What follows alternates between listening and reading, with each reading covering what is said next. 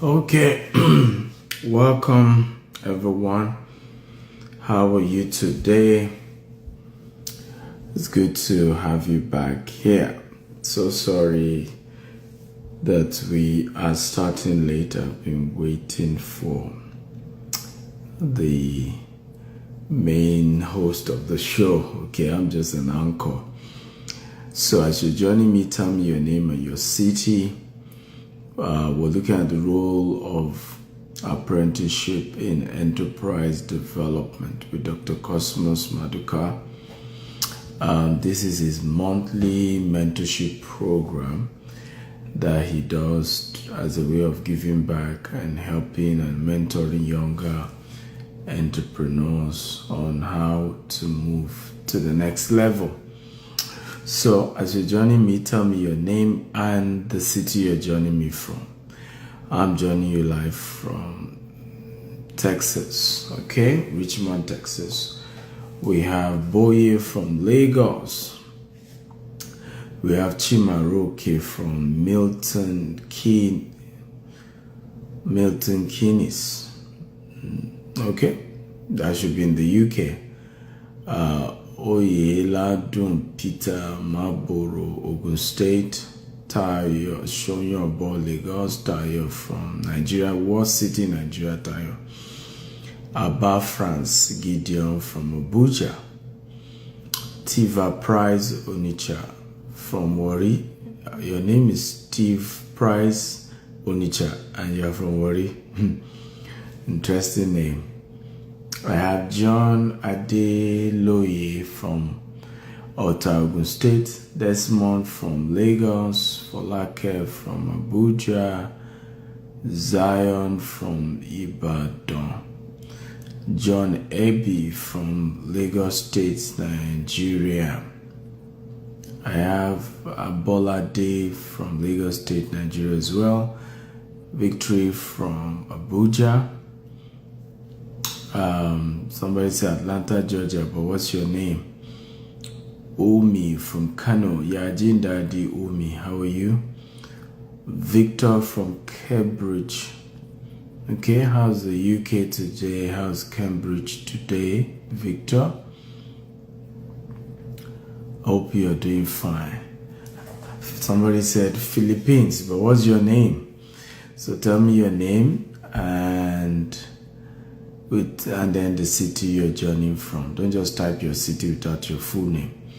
Tolulope from St. Kitts and Nevis. Wow, one of the most beautiful places I visited is St. Kitts and Nevis. Right, I think I visited St. Kitts 2019 or 2020. I love it. Beautiful island. Hello, I have been trying to reach out to you. I'm a graduate student from Thomas Jefferson University here in the US. I have BSc in architecture in the UK with first class. Okay, how can I help you? Lafia, okay, Omi, well done.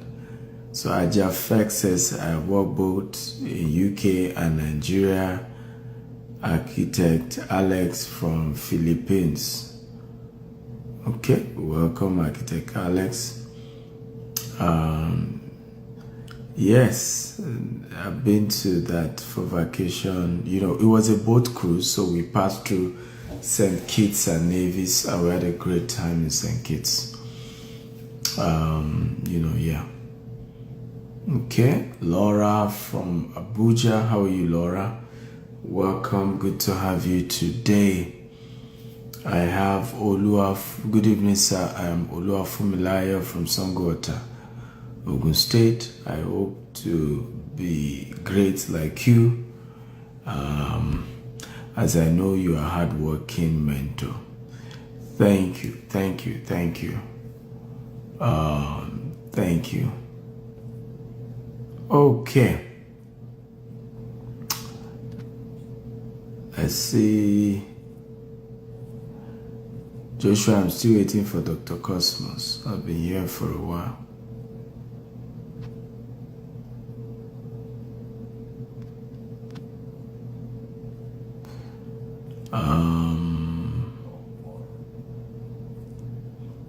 Okay, who else is here? So tell us your name and your city while we're waiting for Dr. Cosmos. Your name and the city you're joining us from. So Engineer John Lewis, Ofe Ebu, MSc Power Semiconductor, Directional Driller, ADNOC, Abu Dhabi, UAE. Nice. I was in Doha. Oh, Abu Dhabi, that's UAE. Okay. I thought you mean Qatar. Okay, that's good. Abu Dhabi. When last was I in Abu Dhabi? I was in Abu Dhabi, I think last year. Right, I had a great time. I normally stay in, is it Yash Island? And I had a good experience, lodging there and moving around the Yash Island. Yes, Yash Island, fantastic. Myself, my family, we had a fantastic time there. And then I left my wife to continue. So it was like a vacation with the kids. So me and the kids, we left my wife there so that she could spend a few more days on her own. But we had a great time. Ajafex says, I want to participate in your project at Texas. I'm presently at Philadelphia, but my brother house is at Katy. I will not mind to showcase my knowledge and work with you. Ajafex, first of all, are you a licensed architect? Right, so here in the US, we can't do anything with anyone that is not a licensed architect. We have enough architects that work with us in Nigeria. All right, so, but if you're an architect and you are not licensed, we honestly cannot employ you in a full-time capacity and then pay you. It won't be something we can do because all the work we do here, we need a licensed architect to work on them. Okay, we need a licensed architect to work on them. So, as you know, the US is full of regulations, and you have to do everything by the books, by the laws, and by the regulations. So, I've gotten a lot of people reaching out to me about how they want to work with us. Somebody was a surveyor as well. He want to work with us here in the US because he's also in the US. But the challenge with all these things is, once you are not licensed in the US, it's difficult for me to give you a job. Right? Once you're not licensed. Right? If I give you the job, the challenge is to license people. So we don't want to run into trouble in the quest of trying to help people. But you can work as an intern. You can learn sales, and that one is easy because it's easy for us to pay you for helping us to sell our properties here. So you can. Hello, sir. Yeah, good evening, Dr. Steven. How are you today? I'm good, and you? How have you been? I can't complain. I'm out of the country, but I agree we do this today.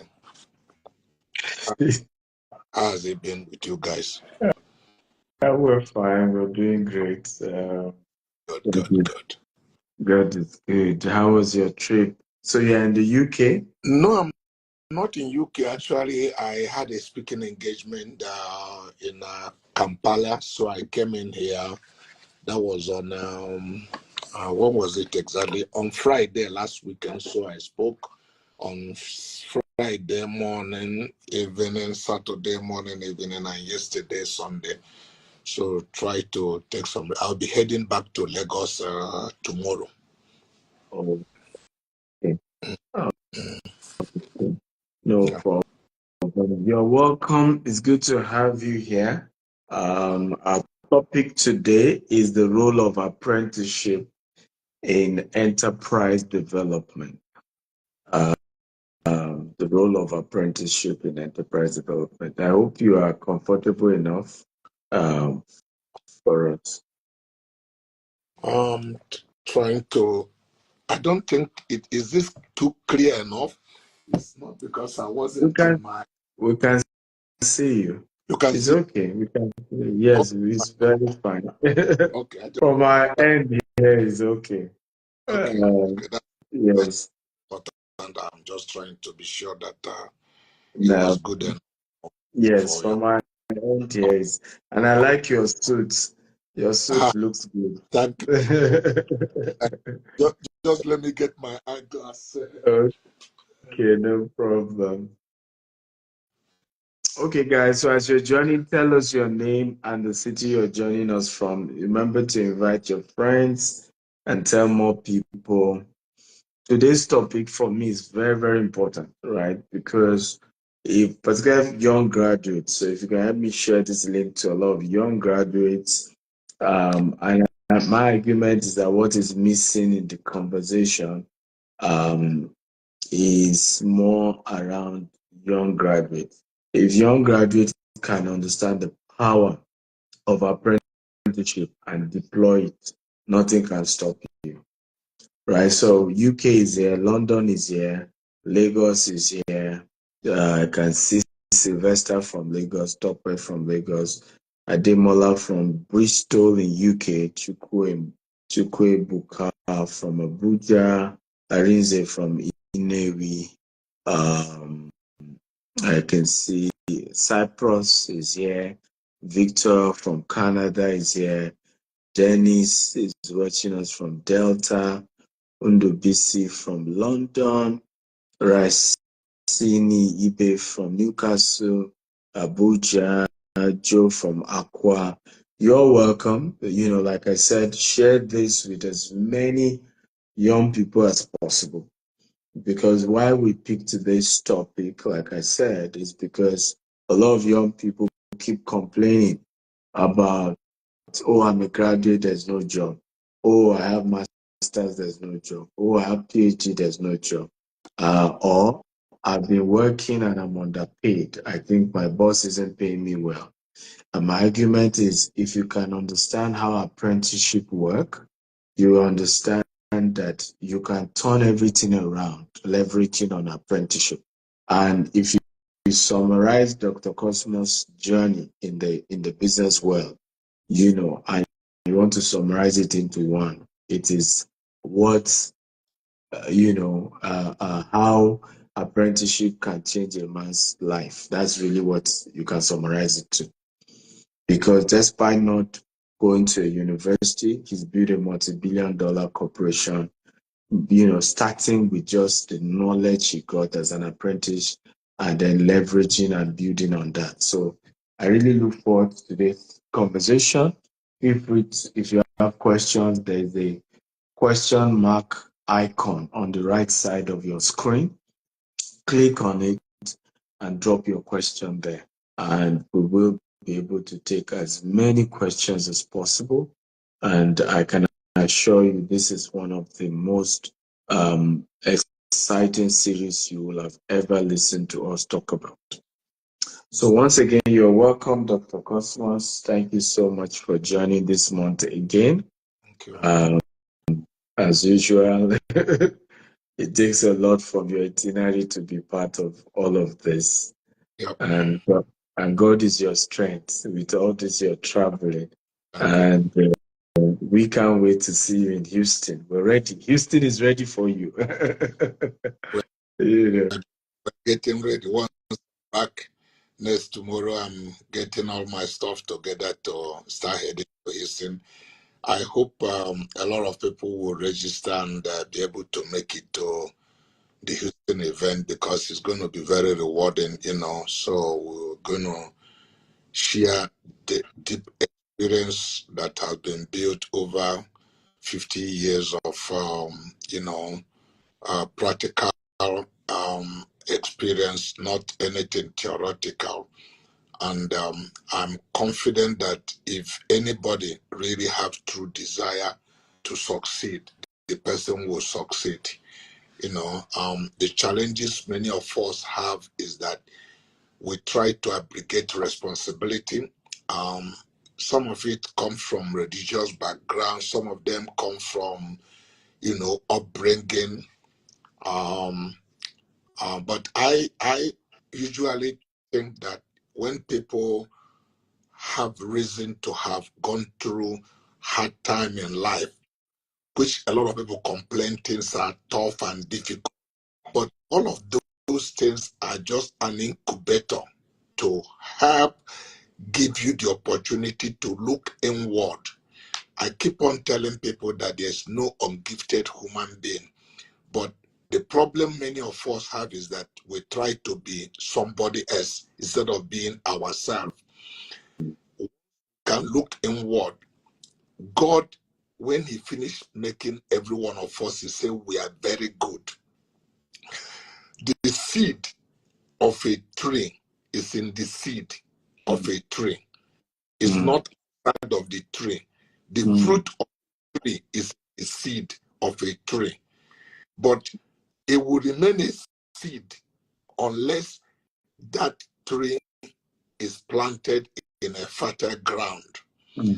By the same virtue, people who listen to us, who never really take action, will never amount to anything. We are Christians. I am a Christian and I truly believe in God coming to be our helper. But God is not going to make a suit and put it upon you. He had given you 5 billion cells in your brain and asked you to activate that brain. Everything you need to become whatever you want to be is already in you. But if you decide not to take action and keep on, waiting for what we call miracle, God, when he met impotent man, he said, would that be made whole? He said, yes. And you need to make effort. You need to really do something. So what I'm going to be talking to my friends today is that it's not enough to say, I want to be a billionaire. I want to be a millionaire. If you understand how things work and your analytic thinking will kick in and you have self-compassion, you need to ask yourself question, how? You can use mouth to do anything. Your words is important, but your action is much more important than everything you got to say.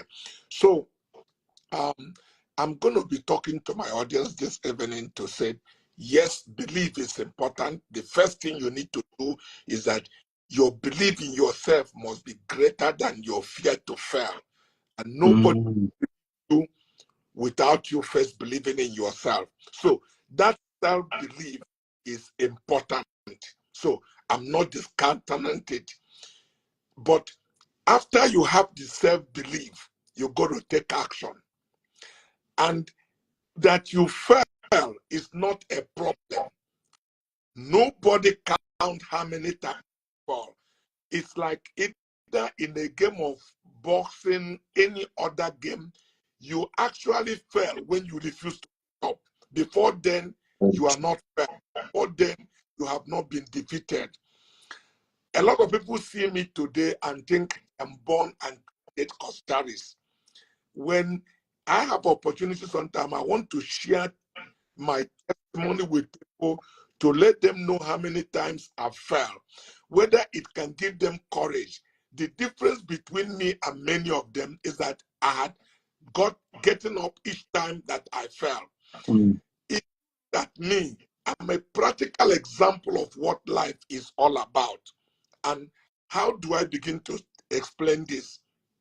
I lost my father at the age of 3, at the age of 4.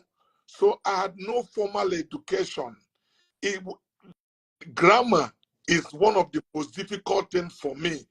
When I started speaking grammar, I used to use cutlass to cut it. Today, I am not perfect, but you can hear me, and people are inviting me to come to university to talk to them. You can see the self-confidence of self-belief.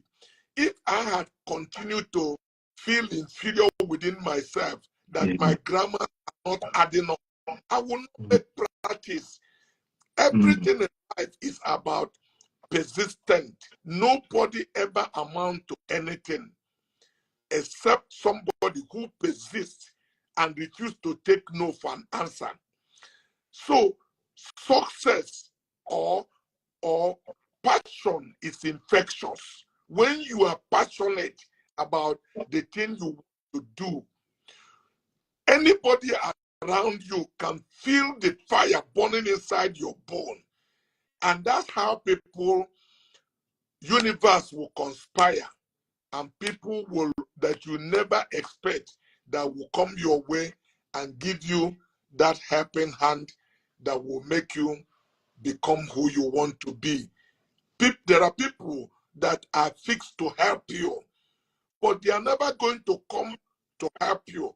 A man that is on the ground who refuses to raise his hand up, nobody is going to pull him up. You must be to give your hand up for people to pull you up. But when you are down on the ground and your hand is not even up, nobody is going to carry you like a stone.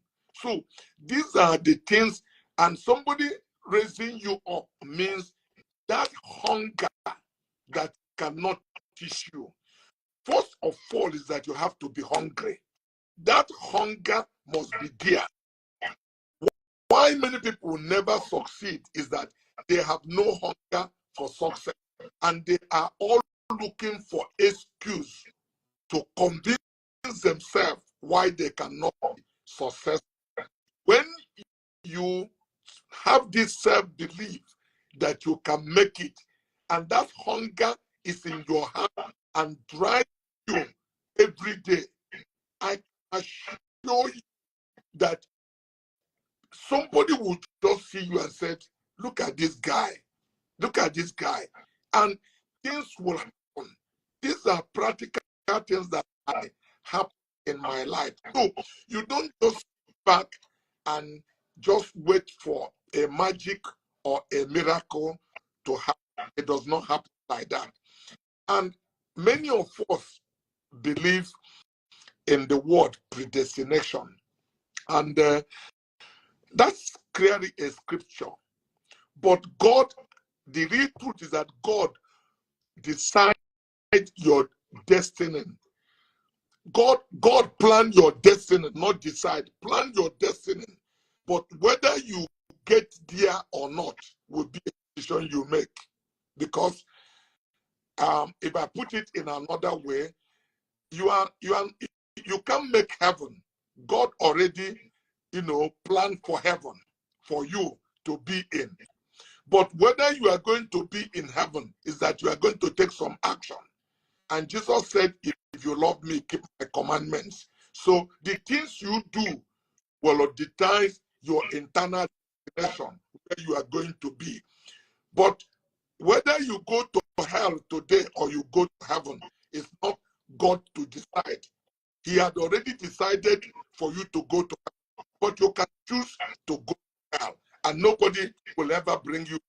And you cannot say you are not predestinated. So destiny is like a father who can pay a school fees for his children. But whether those children graduate or not will be decisions that they need to make, because they can go to university, join some gangsters, fool around with girls or boys, and you'll be there for 6 years or 7, you are never going to graduate. So you have to make up your mind that I'm going to make a difference in that school. Read your book, apply yourself in the things you want to do. You will be amazed. The things that disturbs you, the subject you think that is so difficult that you avoid the way. If you crack that subject, it will be one of the easiest subjects for you in life, because it gives you hard time. You will be a teacher to that for that subject to other people. But if you continue to avoid it, you are avoiding your brain. What I'm saying is that take up challenges. Don't go out and running away from problem. Welcome problem, because your problem is your opportunity. Your problems are the things that are preparing you for where you are about to go in life. But a lot of people stay on the sideline, keep on just feeling it cannot be done. It cannot be done. That's why that self-belief is important, that you have it and then you push yourself forward. I think I would like to take questions. Let me know what already is in the mind of the people, because they have had me severally, and their questions will help me to be able to address more of the things that they want to do. I tell people, don't work for money, work to learn. Many of the people that succeeded in life discovered this much area. I'm not inventing that statement. If you read the book of Robert Kiyosaki, he mentioned the same thing. Don't work for money, work to learn.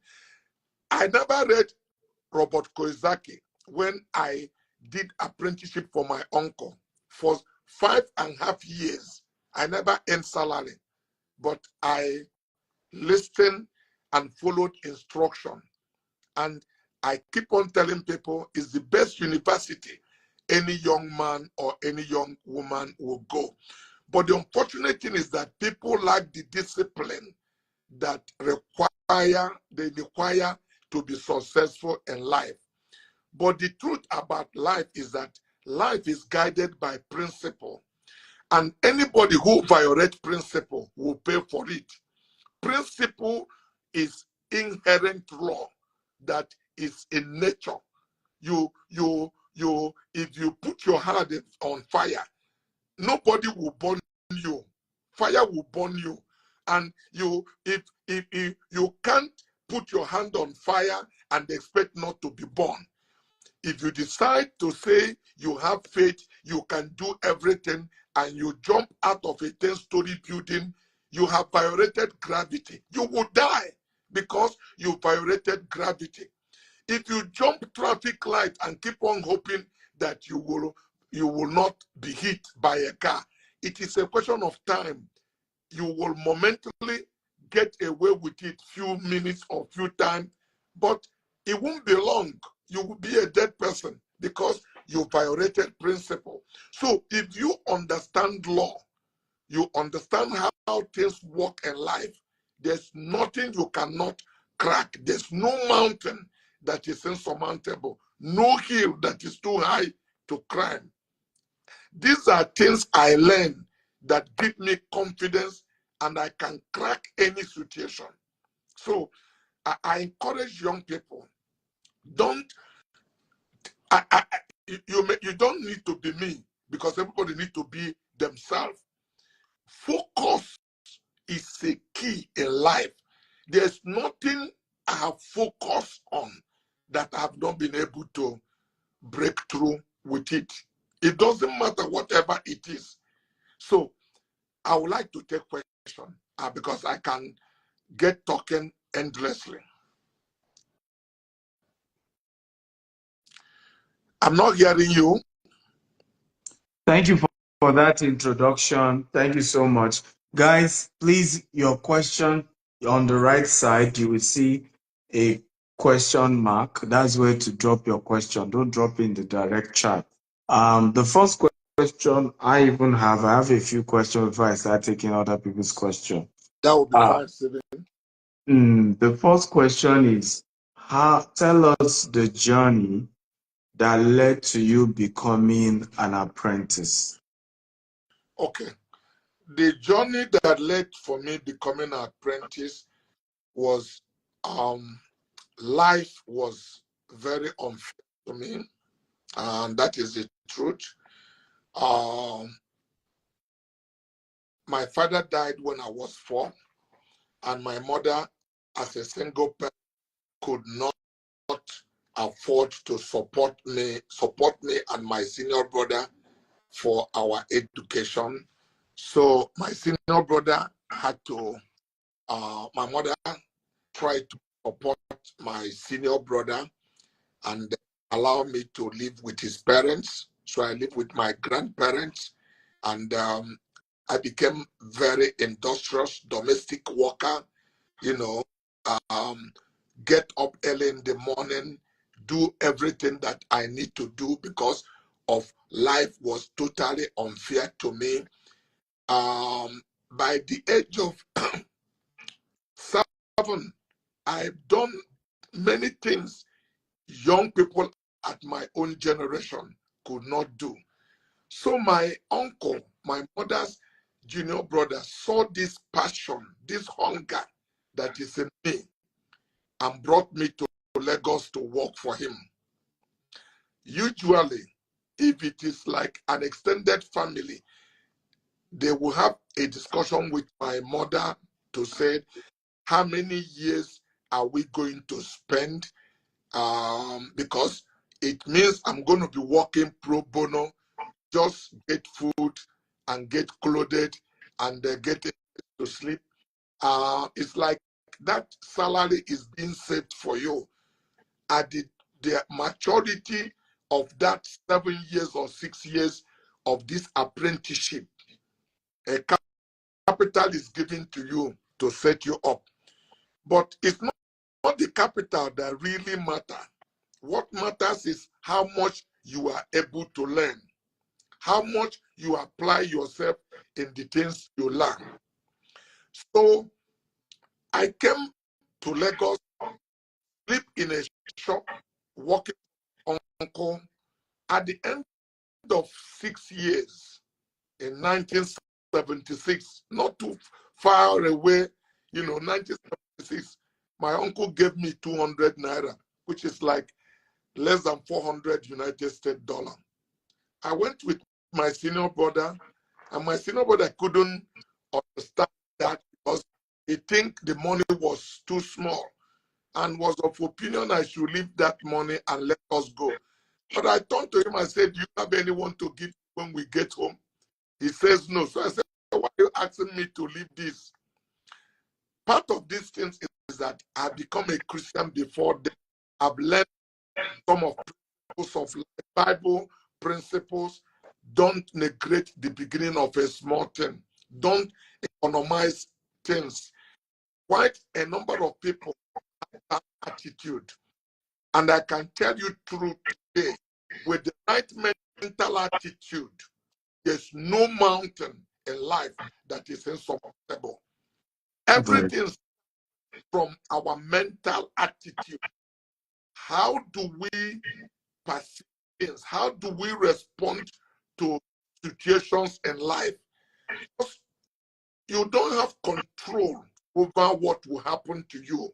You don't have control you are going to meet when you step out of your house to go anywhere. You are going to meet people. Some of them will not like you. Some of them will like to, feel bad. So, but you have control over how you respond to situation. If somebody continue to not eat at you and you keep on smiling at him, it depends whose pressure is more than each other. You can neutralize him by on smiling at him, because when you smile at people, your smile can be infected. That you know what how bad feeling the person is. At certain table, you will see the energy you are eating by smiling and laughing, looking at him with a cheerful optimism. You will convert him. But if you respond to negative situation, who do you think you are? And you get angry, the whole thing can nobody win in that situation. So I am saying that our mental attitude unlock doors, open secrets of life. So I use these things because I, as a child, I and people begin to look at me and respond in that positive way. It wouldn't be long. I engage in discussion, and that's how you make friends. That's how doors are open. Doesn't matter whichever door that anybody think it cannot be unlocked. Your mindset, the way you think, the way you live yourself is very important to where you are going. So my uncle gave me 200 naira, but frankly speaking, because of the same mental attitude that I was telling you, it was a small money for that day.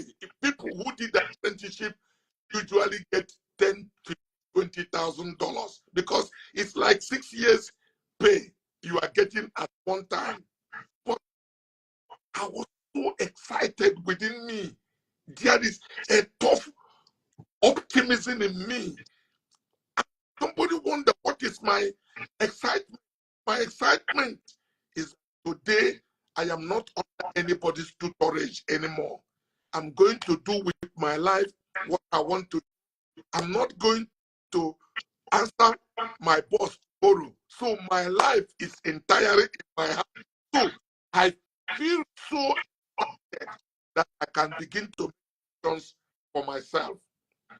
And because of the same thing that I'm telling young people, that when you have opportunity to work for people, don't just go work for money, complain and grumble. Begin to do a research, both formal and informal. How can I improve it? While I work for my uncle, I did research, not the way they do them in university. I discovered when my boss is giving me 200 naira, my excitement that some of those things I knew, I'm going to put them into practice today. I'm not going to get a permission to be able to practicalize them. And that was my excitement. And I joined with my senior brother. We worked together. Within 3 months, we were in ideology because of that same way I am thinking. I have a way I think things should be done. And my senior brother just think I am unnecessarily over ambitious and that this cannot work. And that was how we parted way. Because when you know where you are going, you have a vision. You are like somebody who is mad.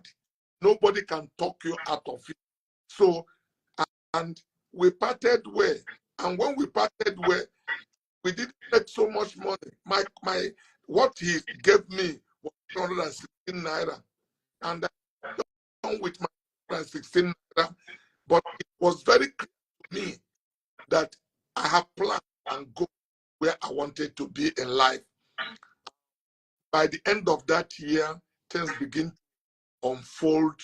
And of course, I wrote 5 things I wanted to achieve before I turned 25 as my roadmap of where I am going. And I followed through to every one of them. And by the grace of God, first thing I wanted to do is to live in 3 bedrooms apartment by 18 years. And by 18, truly, I was in 3 bedrooms apartment. My brother is still alive today. He was still living with my mother. I left the home and rented apartment because I had plans and goal. And the next thing I planned to do was to take a wife because I didn't want to fool around. I knew there are things that will stop me from where I am going. And if I have unwanted life and I align with guilt, I won't have confidence. So by 19 years plus, I took a wife. I take a little altar and wedded her. I wanted to have a son 1 year. And of course, I made love to my wife, waiting for a child. But God knew these 2 baby cannot be making baby. They shut the womb. So I faced other plan. I wanted to have a car by 23. By 22, I bought a car. Volkswagen, Volkswagen Passat blue color. And I wanted to be a millionaire by 25. And I made my first 2 million United States dollar at the age of 24. Before 25, I made 2 million United States dollar. The house I still live today, the house I live today, I built it before I turned 26. I finished it by 26 because my first son came at 26. Where I live in Ikoyi, I moved in there at the age of 40. That place you've been to my house in Ikoyi. So Yeah. there's something about setting goals and believe that you are going to attain it and work towards it. So those goals is like writing your vision. You can't say, many young men tell me, and I ask them, please, can you share your vision with me?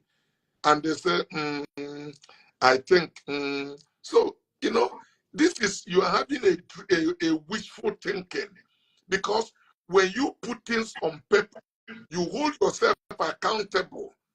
All of the things you wrote in paper may not happen exactly the way you wrote them. But writing them help you to come back every month, every year to say, where am I to where I'm going? It's like a journey of a voice. All the route that will take you may not be known to you, but you have plans on paper that makes you more responsible to come back and say, hey, wait a minute, I am not focusing on the things I plan to do. So these are things I did with no formal education, without being in a four-corner wall they call school. Nobody taught me. These are where children who learn through the school of life, you know, are more able to take and have plans and work towards those plans, and they achieve it, than many average children who come from middle class or first class family, where they just handed things over to them. They never really show hunger in anything they are doing. They are too careful for life, and then be able to achieve life. I think that's my humble beginning and where I'm coming from. Come on, guys, can we clap for Dr. Cosmos? That's a very inspiring story. Becoming a millionaire at the age of 24, that's very audacious.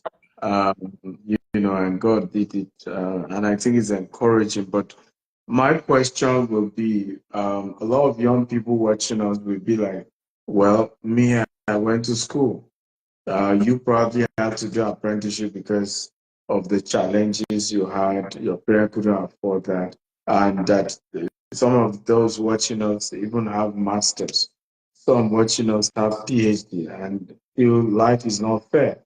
They are struggling to build a great business. So I mean, some people even say that was old Nigeria when things were a lot better, and there's a lot more.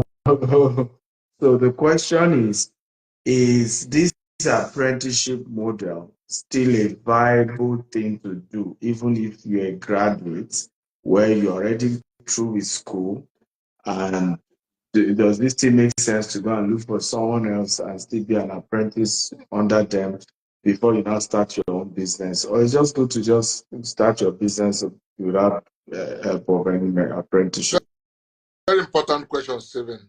Um, you know, um, I really wish I can give my heart to the young people that I'm talking to. And the reason why I say I really wish I could give my heart to them, there's something in me loaded like a gun. If I can give a heart transplant, young people listening to me this evening, I will really perform a surgery on them. Why do you do things that just speculate for nothing. 5 years, 10 years. If your time, time is like something you lose that you will never recover. So why don't you invest in something that is worth a while? Because a lot of people keep on thinking, I have time. But the shocking thing is that you wake up one day and find that you're already 40 years. Before you know it, you're already 45. And before you know it, you're already 50. And the more you age, the weaker and slimmer your opportunity is. So why don't you focus? There are few people in my village that have been able to be very successful. They went to university, and after they went to university, they've come back to do apprenticeship at trading. Now, there are benefits. University is not completely useless, but nobody taught you how to make money in university. Nobody teaches you about that. Even they taught you about that, you don't have hands-on. You did not practicalize it. You were given theoretical knowledge of what it is. I have said repeatedly, I beat my chest. Nobody that I know that applied himself in it that was not successful. And I try to give an example. If you come out of university and they give you 10 million naira, after you graduate for 5 years, give you 10 million naira and said to start a business, and you get a boy who did 5 years or 6 years apprenticeship, give that boy 2.5 million naira and give the person that went to university 10 million and watch them the next 5 years. I have seen repeatedly the boy that did the apprenticeship have gotten ahead than the people, that the guy that went to university, because you may think 10 million naira is a lot of money. Before you know it, you have squandered that 10 million naira. The first thing that comes into the mind of some of them is that I'm going to go to Dubai. I go to buy something, buy to come and sell. You take 1.5 million or 3 million, buy air ticket. Once the flight take off, going to Dubai, if it's 3 million is your ticket, 1.5 million is finished, is gone. When you arrive Dubai, whatever you buy, whether profitable or not, by the time you come back, your 3 million has gone. You are now beginning to say, how much are you going to make from that product to cover your overhead of ticket? I'm not talking about which hotel you on. That money you took to make that flight ticket, that trip, is enough capital for some other person to start business in Nigeria, not in Dubai. And in 3 years, the profit he made from that business, he would use money from it to go to Dubai. So the boy that did apprentice, his priority is not to go to Dubai. He know what to buy, and he know where to buy. Mind you, in business of buying and selling, knowing where to buy is as important. You don't actually make your profit when you are selling. You make your profit when you are buying. Anything you buy well, you can always sell any day. But if you don't buy well, you will not be able to sell. You are struggling to sell it. So you make your money when you buy when you are the purchasing position, is where your profit is guaranteed. If you don't buy at the right market value, it may be very difficult for you to offload any day, anytime. Now, that time you are doing apprenticeship, you are having a social capital, something not really capital, by the people you are meeting, by the people you are interacting, and they are all observing you. That relationship is a social capital that you can add to whatever you have to launch yourself in the day of your business or the day you start. But people don't get to interact with people. They begin to interact with the same young people that they went to school. They are not really facing the real life. When you go to do apprenticeship, the problem is, can you be disciplined enough and subject yourself to that kind of training? That training of apprenticeship, there are many people today, because if you tell me you've just finished, if you are willing to humble yourself, a typical trader, you will be attracted to him. You have gone to school. There are knowledge you have that he did not have. There are things you will help him to do that he doesn't have the skill to do. But in serving him, you are learning. In serving him, you are learning. And that is where people make mistake. They just think that because they have been in a poor control in school and they could speak grammar, that had added any value on them. No, you can speak grammar because you have been taught British language, but it has not given you common sense. Common sense comes from some difficulties you go in life, and by applying yourself every day. Once you have this thing, there's nobody can stop your soul. Wow. Come on, guys. Let's give it up. Let's give it up. I thought you guys are going to give it up for Dr. Cosmos for that answer. It's important. Humility is very important in this. You don't go to apprenticeship and you're bragging, I'm a graduate, I'm educated, which is what a lot of us do. Remember, on your right-hand side, you will see the question mark.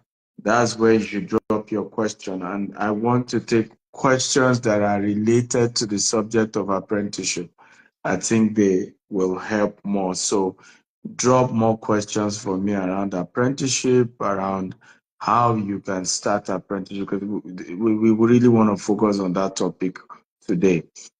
Barry Cleric says, good evening, sir.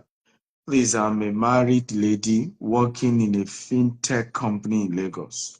My parent wants me to take over their hotel business as my siblings are outside the country.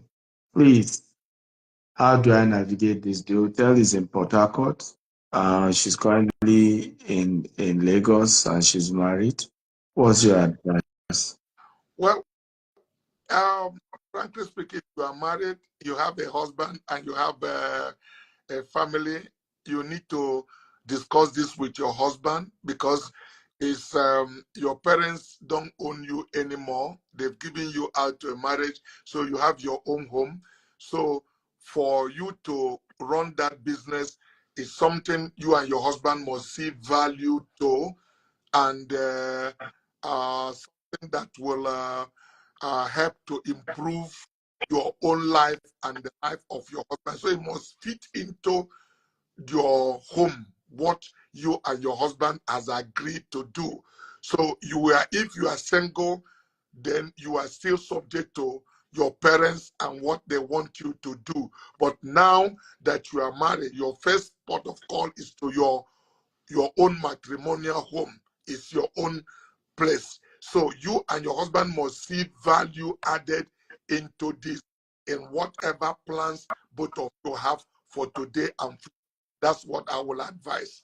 Any other thing would be you will just need to assist your family, your parents, maybe get somebody you can talk to that will be there and navigate it. But I will not tell you to throw your home in, because throw it away because you have opportunity to go and manage your father's hotel or your parents' hotel.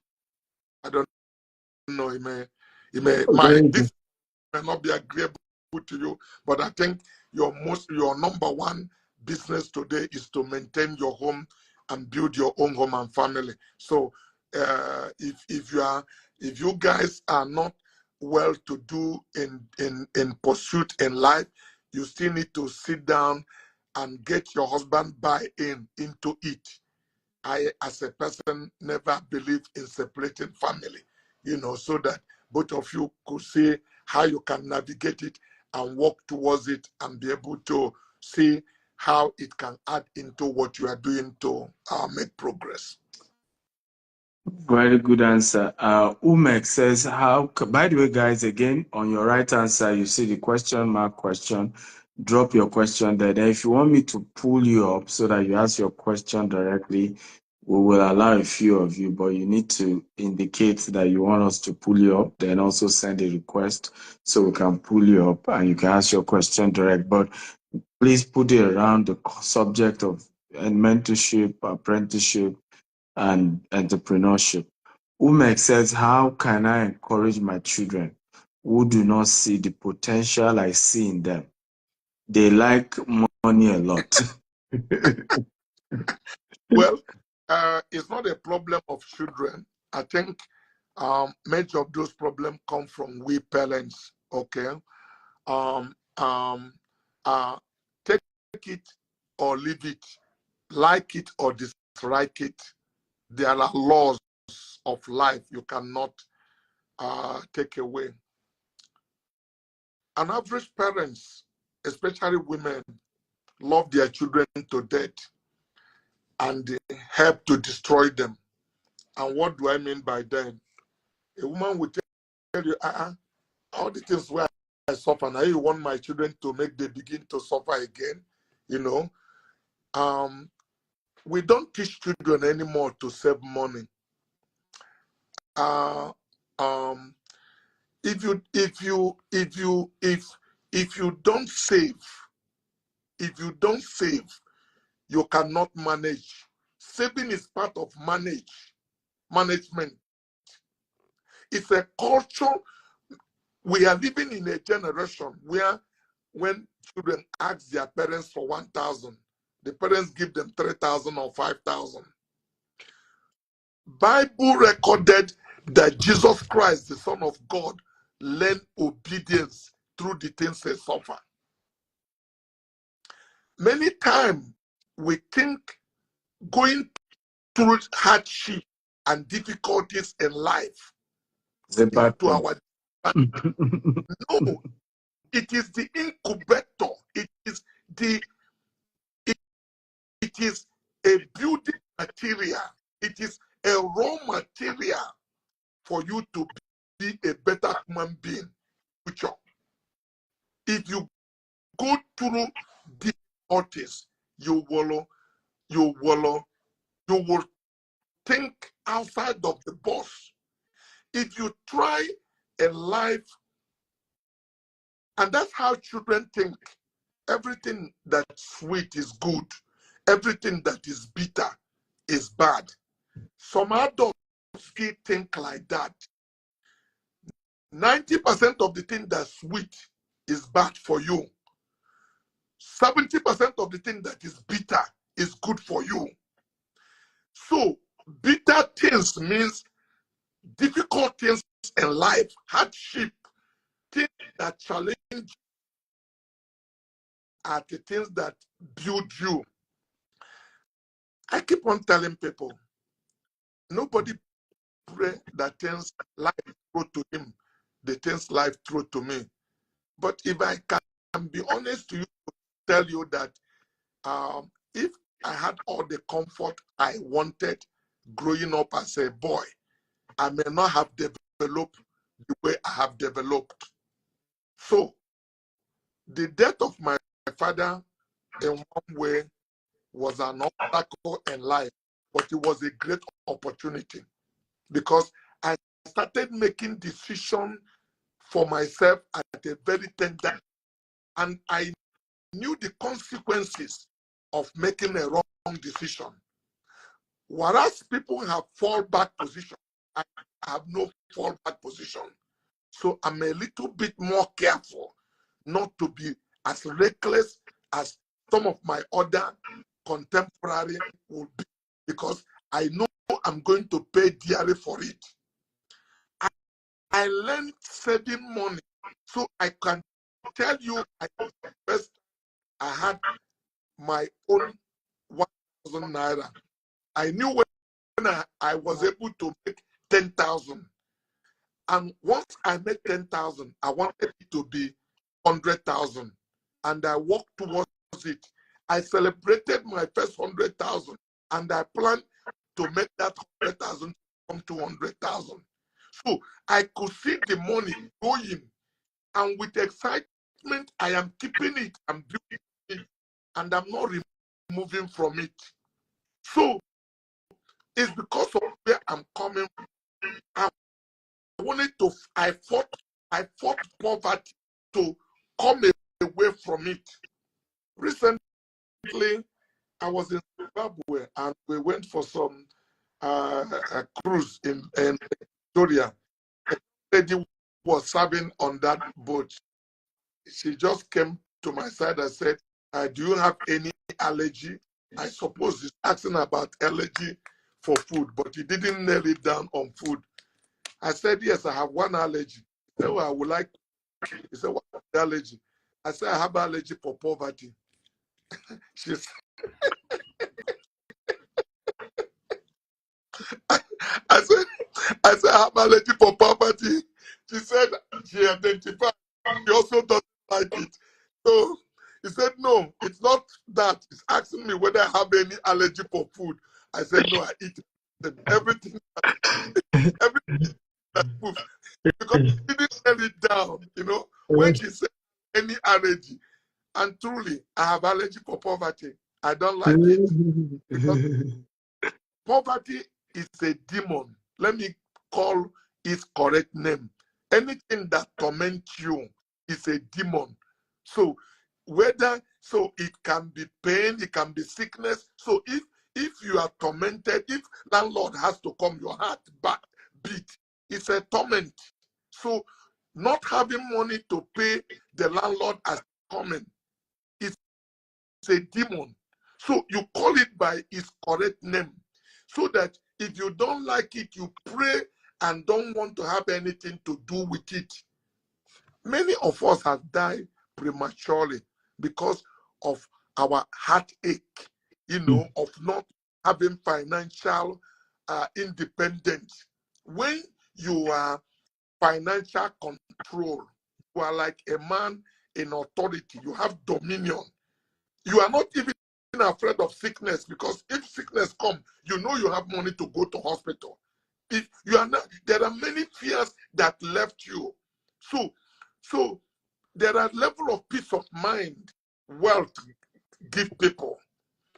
But rich men's children rely on their father's wealth and have that level of peace of mind.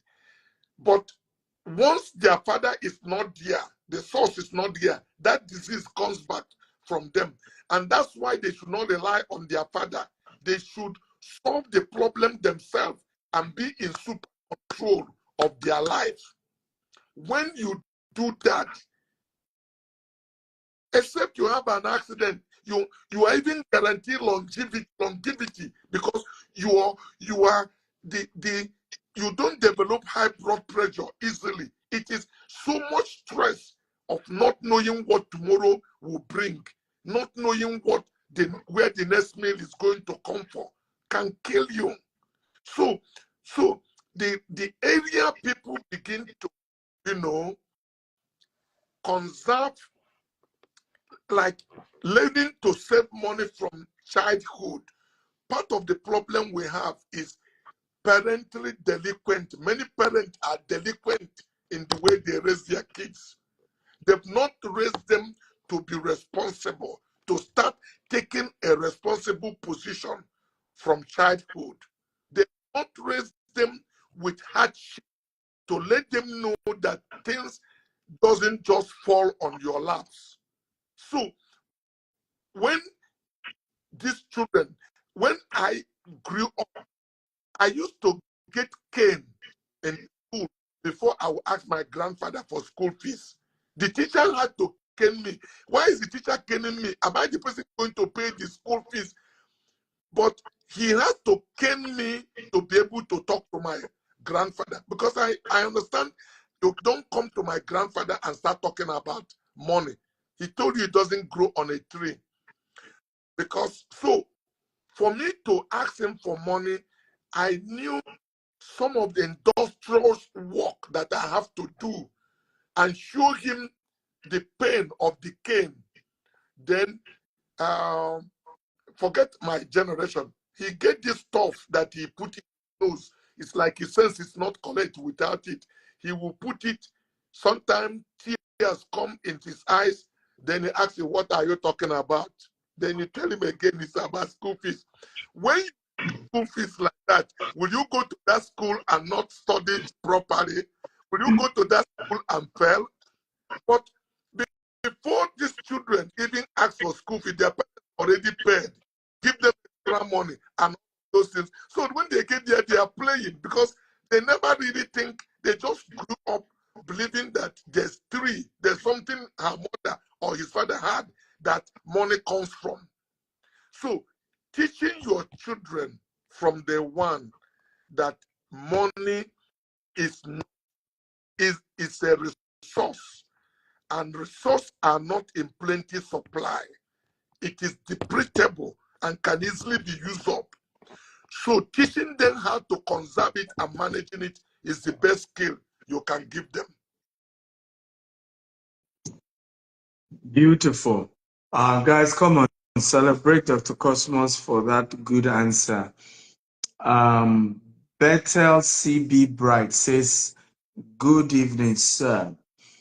What were the challenges you faced as an apprentice, and how did you navigate them?" I think this is a good question. The challenges are many. During my apprenticeship time, my uncle that I live with didn't even was also struggling. He didn't own a home.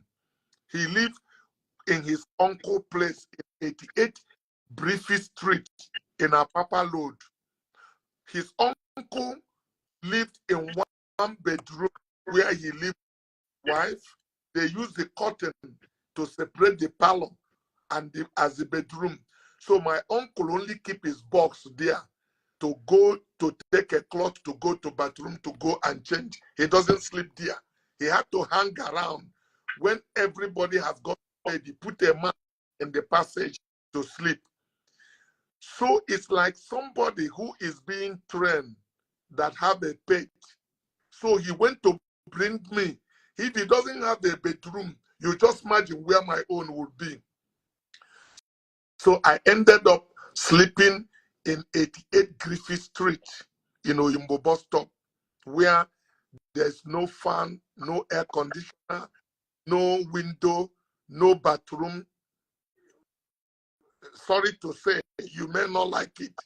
We had to get a pole to do the tape and throw it away in the morning and have a bottle to pee. So I live that kind of life.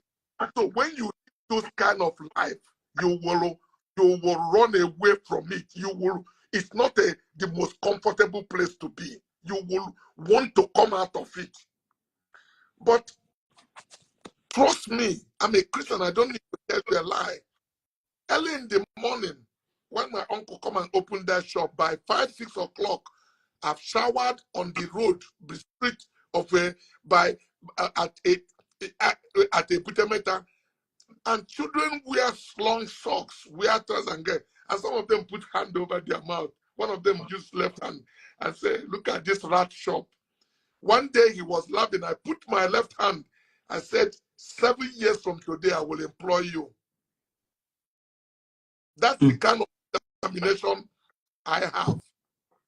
So, and true to the fact, some of those boys laughing at me going to school, some of them may be working for me today. I may not know who they are anymore, but they may be part of my staff. But the difficult name of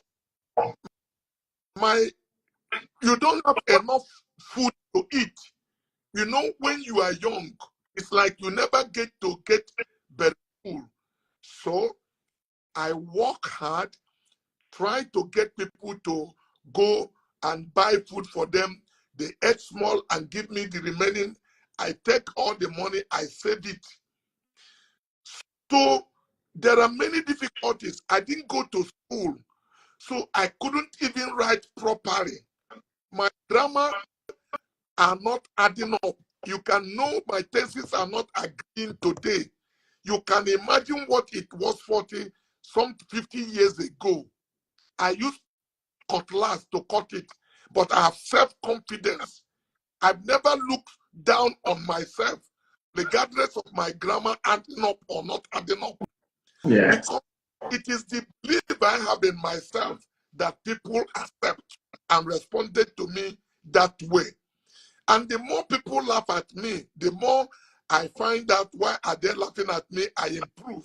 So I teach young people to have self-confidence, to have self-esteem. Don't just say, because the way you are brought up, you are like an incubator chicken. You are small things, you say you are depressed.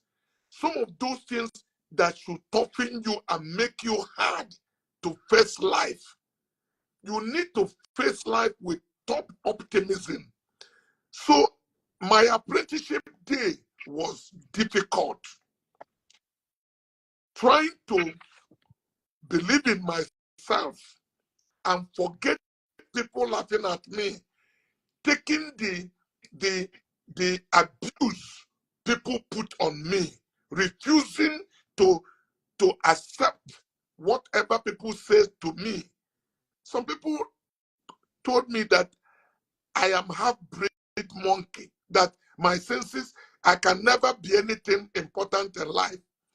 I could start crying, but once they finish saying it, in my mind, I said, God, I wish and I pray that this person will not be dead so he can live to see me tomorrow. So, yes, so I pray for anybody to die. I pray that the person will be alive. Because the thing that pains your enemy most is to see you become successful. If it's there, anything good that comes out of you. So this tough optimism comes from hardship of life. Desire that I will make it regardless of whatever life throw at me. Listen to me. When I grew up certain time, I will meet people. I said, can you help me do this? The person asked me, why must I help you? I said, you will be glad to help me because you will share from my success. And some of them will begin to laugh like, where did this boy get this kind of sense? Because I knew the person will lose out. Because whether you help me or not, I'm going to succeed. But if you did help me, you will share part of it. My success story will be incomplete without you. So I told the person, I said, you will be glad to help me. You will be glad. And as many as did help me sit back today and they feel glad that they played a role in my life. And those who did not are regretting because they have nothing to add to the success story that who I am. And let me tell you, don't be confused about this because sometimes I talk and some people misunderstand me. Some people came to me and this. It must not be me, but I assure you again that I've never seen anybody that are serious-minded, that want to succeed, that universe has not conspired to make that person succeed. It's not just enough to say, I want to succeed. And let me share some of the things to you that I did. And success people play by the same rule. If you go to school, use your brain. You mustn't come to the level where people like me came from. But you can succeed today being a barber. I don't know how many knew a guy, let me remember his name, Charles Anudu. Charles Anudu used to work either in Guaranteed Trust Bank. It was just because he couldn't find a decent place to cut his head. He cut his hair. Charles Anudu, while working in Guaranteed Trust Bank, opened a barber salon. When he finished work in Guaranteed Trust, he goes to his barber salon. He got his wife to be a cashier. He helped to cut some other people's hair and hire some people to cut hair. These are success stories. He got so much customer because he improved hair cutting much better than what other people used to do. He holds the whole floor of a building. Take the second floor, take the third floor. According to him, some people after cutting hair, seeing the improvement they have made in it, will not only give him a tip, but they will also, the wife will collect payment, they will also give the wife a tip. At the time, he asked himself, does it make a sense that I still work in the bank, or do I take this as a business? Find out what I'm telling you. It's one of the richest Nigeria today, but it started from hair cutting, and he had developed and grow a multinational like myself. So, there's nobody that set up his mind to be successful that will not do any low job, no matter whatever it is. Because you are not doing that job as your final bus stop. You are doing that job as your setup thing to like what do we call it, to jumpstart you. And then you take it to another level from that place. The way you manage that resources will actually be the first sign to show whether you are a skillful entrepreneur and where you are ultimately going and where you want to be. So I've seen people develop things in different ways. People like me carry scale where I put a weight on the ground and somebody will climb on it. I collect 10 kobo. And some people were laughing at me. What are you going to be doing with 10 kobo carrying scale? But because I made that money in a hard way, I'm able to manage it in a more reasonable way. Let me share something that may help those of you listening to me today. When I got married to my wife came from an average family. His senior brother was a medical doctor. His uncle was a medical doctor. They owned a hospital in our village. But she chose to marry me, and I was teaching her financial management and discipline of managing resources. When my wife wanted to cook soup and come to ask me for money for making soup, I said, Dee, can you please give me a list? And she has to write list: oil, pepper, tomato, salt, and I will keep the list and give her money. After 3 days or 4 or a week, she will come back again. she want to make another soup. I said, can I have a list? I'm not exaggerating. I'm a Christian. I'm telling you the truth. And she will make another list. And when she give me the list, unknown to her, I kept the former list. I will compare it. And I said, but D, you bought oil last week. Why are you buying another palm oil? She will explain, we cook yam vegetable. And yam vegetable consume much oil. So you can see how prudent I am in managing cash. I never spend money that I'm not written down. And it's not like I write it the way you went to school and write it clearly.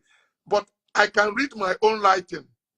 If I enter taxi, if I enter bus, if I drank Coca-Cola, so I'm able to know how much I spend in each day.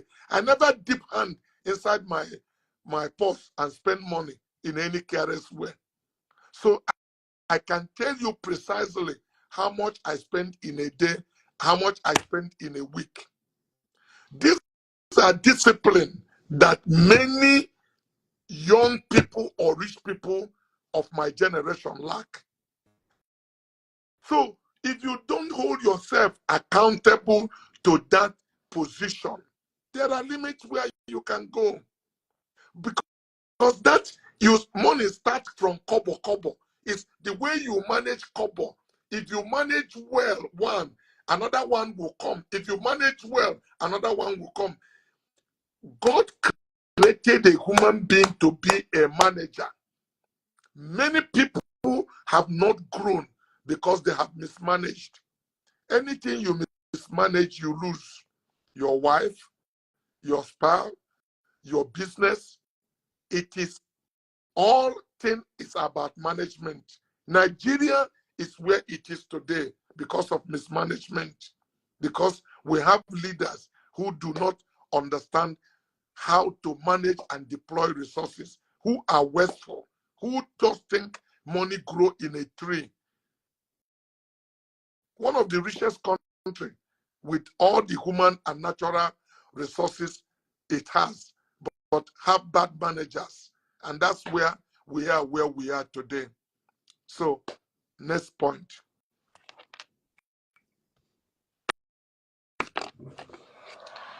Stephen, I can't hear you. I think you are muted. Guys, celebrate Dr. Cosmos one more time if you got value. Remember, we are hosting him live here in Houston, Texas on the 21st and 22nd of September. He'll be speaking live along with Damien John, the founder of Fubo, who started his $6 billion empire from just $40. Right, alongside myself and other great speakers. You cannot afford, if you're in North America, whether you're in Canada, fly down. You are in America, fly down. Even if you're not in Houston, fly down. He's coming all the way from Nigeria. Okay, what does it cost you to come all the way from Canada or from Maryland or from Pittsburgh or from Damien John is flying down from New York to Houston for this conference. So you should fly down and make it. And if for any reason you can't come physically in person, you can attend virtually as well. The event is a hybrid event, 2-day event, power-packed. You're meeting wealthy people sharing principles that have helped them to build wealth. We call it the Global Wealth Festival. How do you sign up? We're giving 30% discount code. Go to www.stephenactel.com/GWFUSA. Use that code, discount, and you will be able to get a 30% discount today. So go sign up. It's going to be one of the most transformational events for people like ourselves, people of color. It's cost us over $200,000 to put it together. It's really, really specially planned. We're all over the media houses here in America.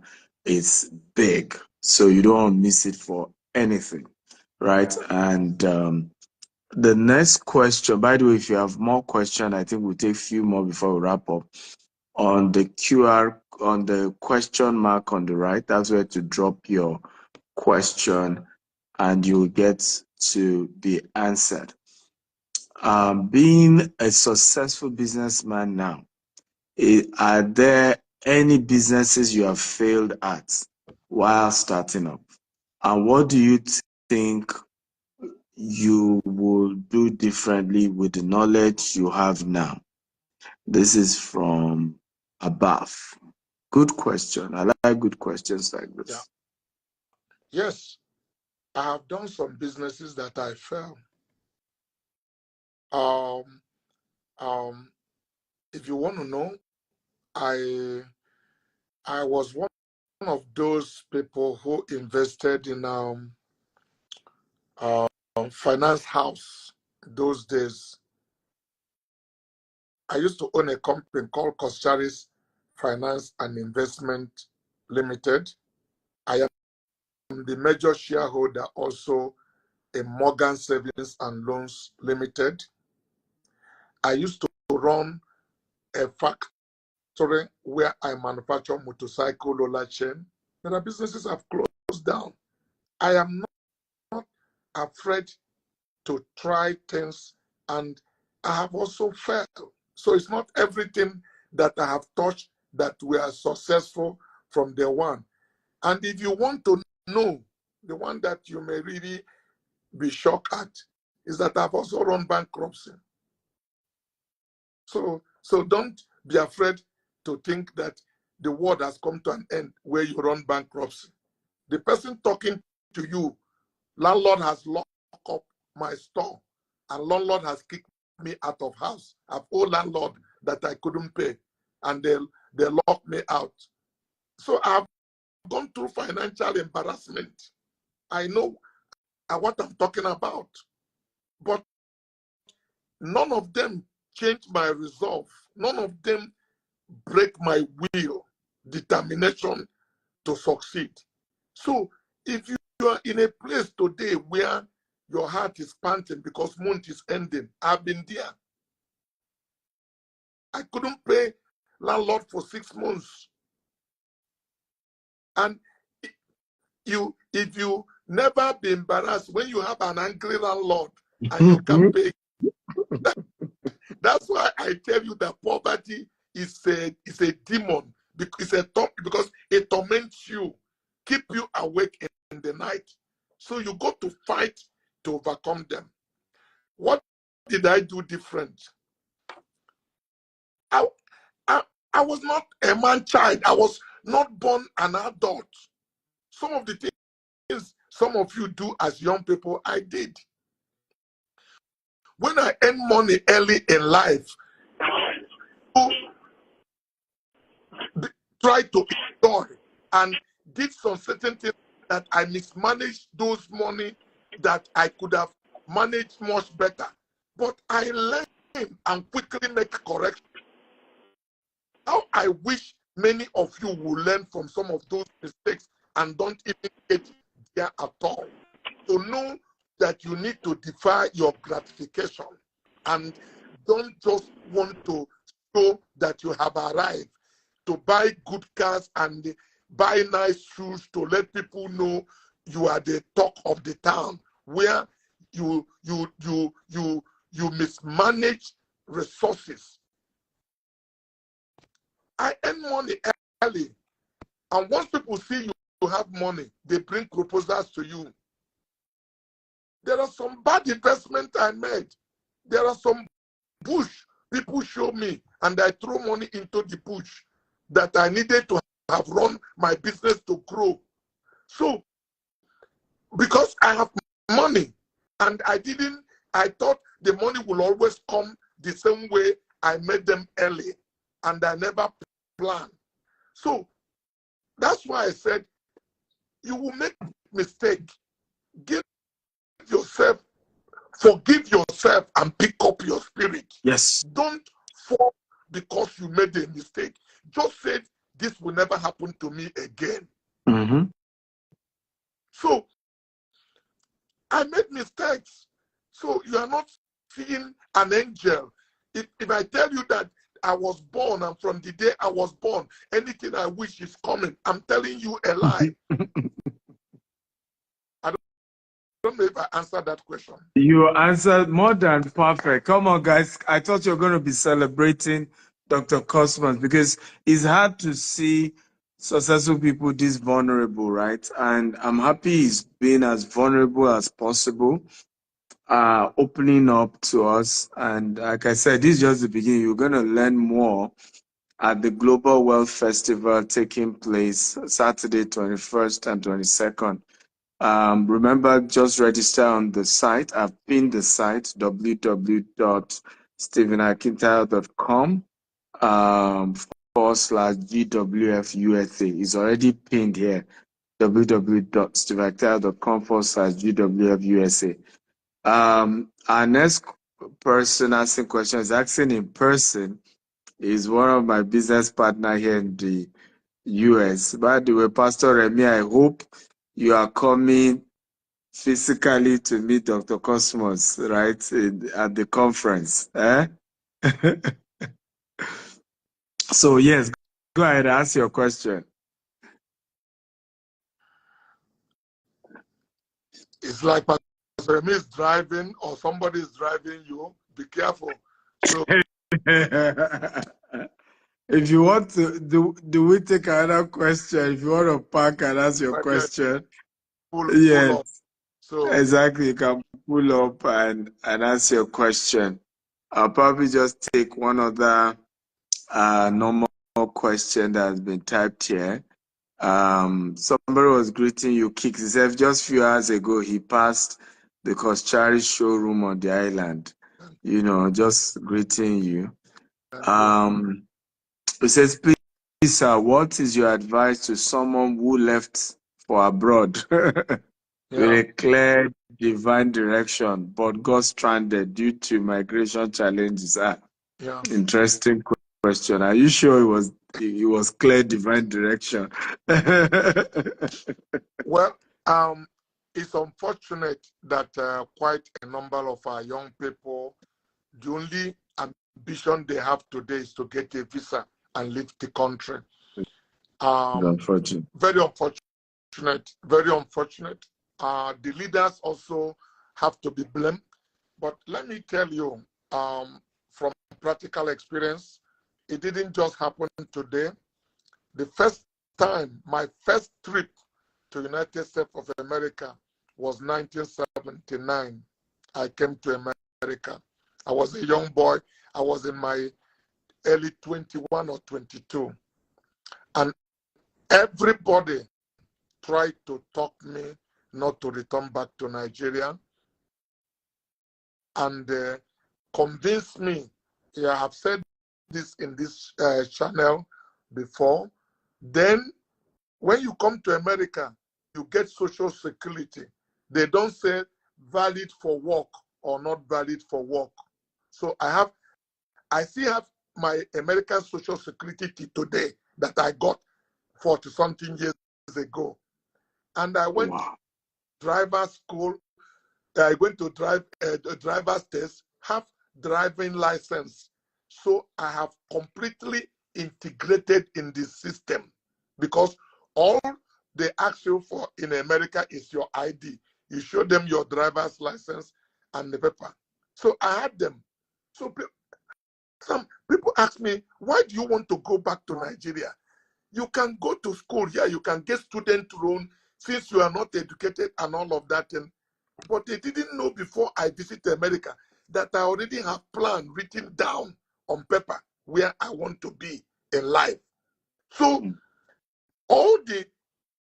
before the time I came to America, Nigeria television only start by 6 p.m.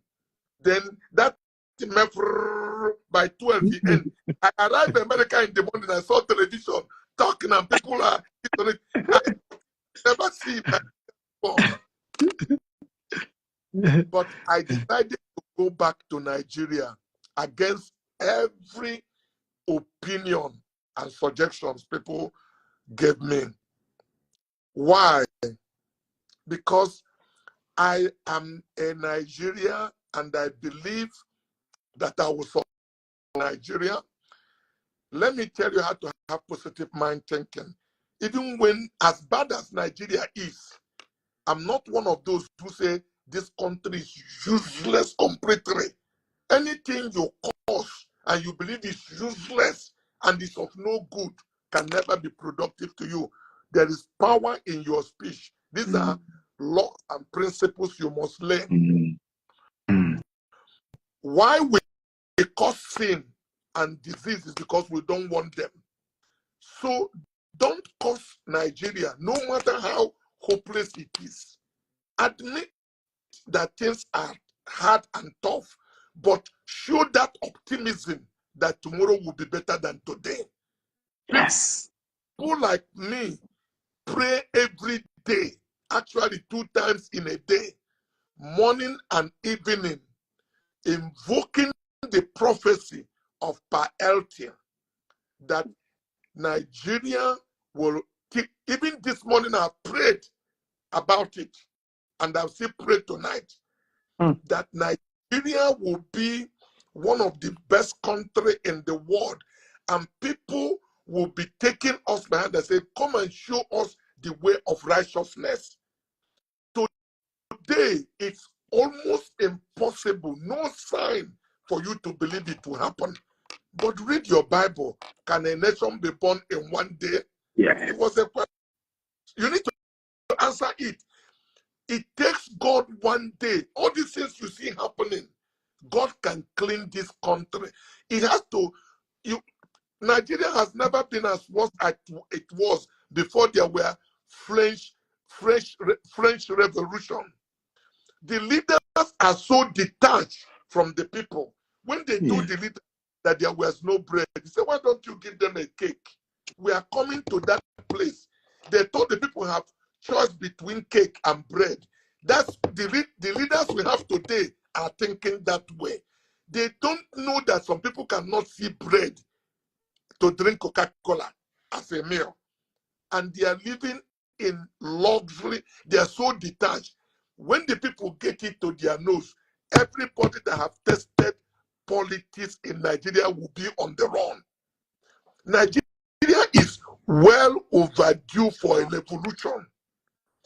If they don't change, if they don't come up to their own mind, there is a date in calendar. Nobody believed what will happen in Ghana happen. Lawrence was in a dead role. Lawrence was in a dead role when some of his officers released him and he entered one jet fighter and went up and asked all the leaders to surrender. If they don't surrender, he's bombing them. He overtook the country in the air and came down and changed Ghana. They have never been the same thing today. It will happen in Nigeria. Whether, no matter how